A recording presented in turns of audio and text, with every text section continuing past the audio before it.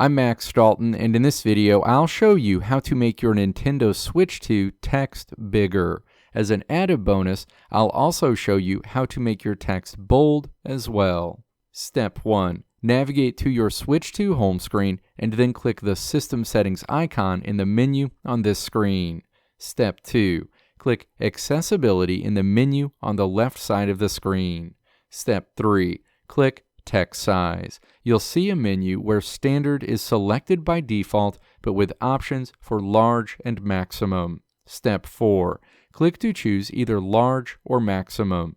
You'll see the text size adjusted to reflect your choice immediately. Alternatively, if you want to make all of the text on your Nintendo Switch 2 bold, you can easily do that in this section by clicking to toggle on Bold Text. You'll see that all of your text is changed to be bold immediately.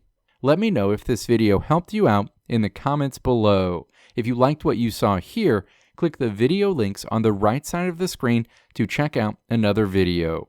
Or click the logo on the left side of the screen to check out my tutorial website at www.maxdalton.how.